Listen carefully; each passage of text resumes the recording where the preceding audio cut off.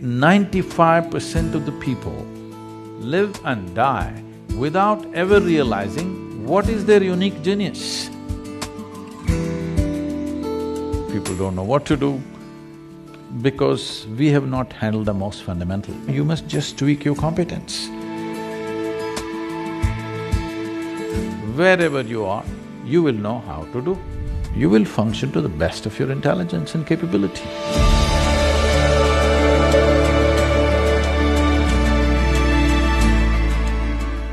One of the things that someone that we actually met a couple weeks ago, the dean of Harvard Business School, said to me, we were talking about leadership, and he was sharing his philosophy about leadership as the dean of a major business school. And he sort of said, for me, it's about knowing, acting, being, having some real knowledge and expertise to lead, taking action upon it, and then living every day that way. And one of the things that I think has been the most amazing about Sadhguru's journey is the actions that he has taken. You saw some of the programs up there, but maybe you can describe some of the things that you have going on in the world, because it's not just about coming and talking and meeting and philosophizing, it's actually about taking action. So maybe you can tell us some of the things that you have going on around the world and how you get them resourced. When we say being, we're talking about the fundamental nature of our existence. The quality of our existence will determine the quality of our perception, and the quality of our perception will determine the quality of what we know and what we do not know. Action is a consequence of this. If you put it upside down, then it's like saying fruit, tree, root, soil. That's not how it works. Soil, root, tree, and then fruit. If you put it upside down, you may pull out something forcefully, but the damage is there. Today, I'm working with a whole lot of business leaders in the world, both in India and outside. I wouldn't like to generalize this, but I would say at least 60 to 70% of them, by the time they're 45, they're seriously damaged in many ways. Either they have become emotionally stifled because of a certain type of activity, or many of them are suffering from various types of physical ailments, which is essentially, they believe, is a natural consequence of the kind of job they're doing. Because you're doing things forcefully. If you do not understand the natural order of things as to how life blossoms, if you want the fruit first before the tree, obviously it involves forceful ways of doing things. When you do forceful ways of doing things, one thing may be achieved, but the rest is damaged.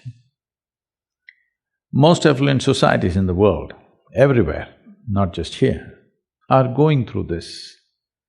They have become affluent, but the fundamental idea of seeking affluence, either in individual life or in a society or in a nation, is because it will give us a choice fundamentally of nourishment and lifestyles.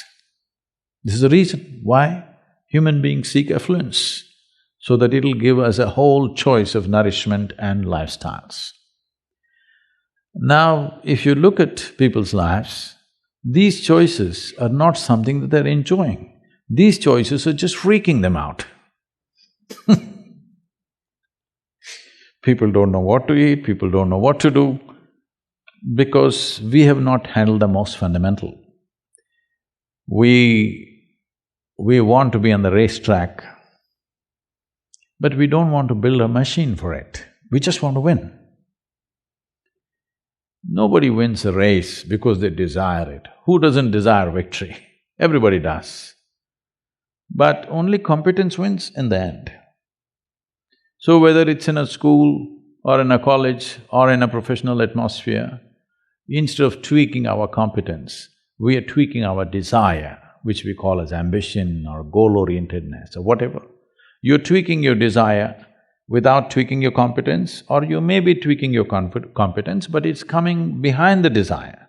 No, you must just tweak your competence. What you can do may be beyond your desire, or it may be a little less than that, we don't know.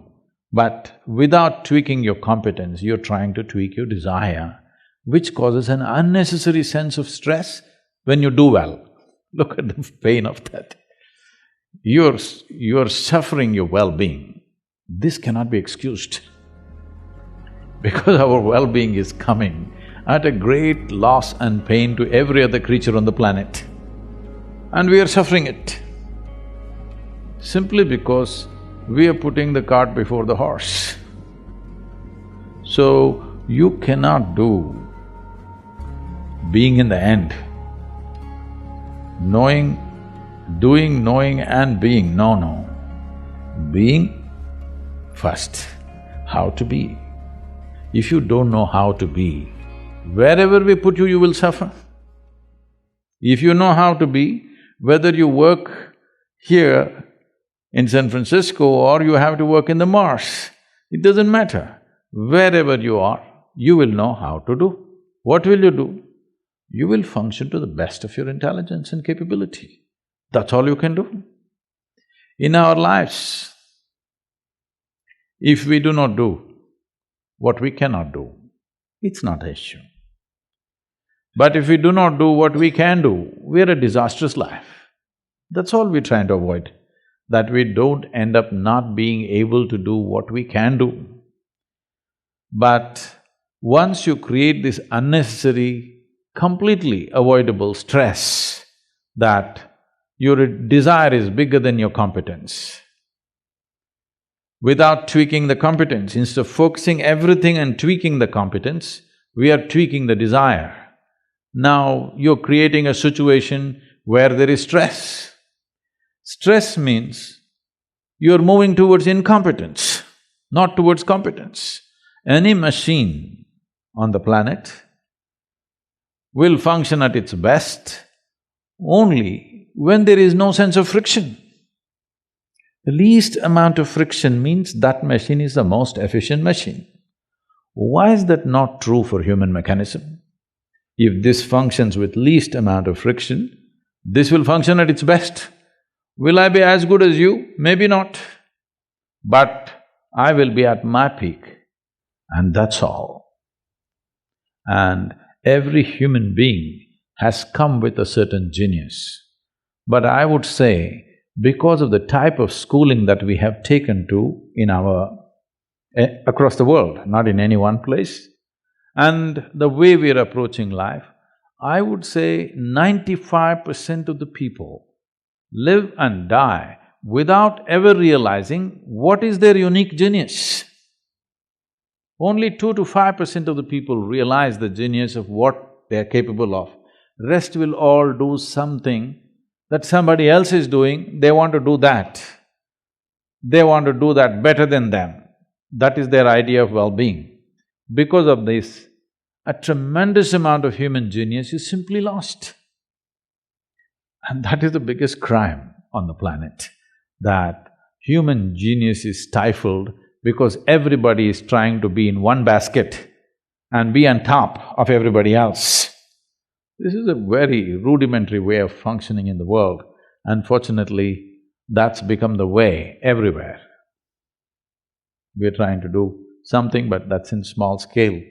The large-scale schooling and education and professional seekings are all in this way. We all wanted to get into one basket and be on top of the pile. It's a cruel way to live. If you get there also, you will suffer. If you don't get there also, you will suffer.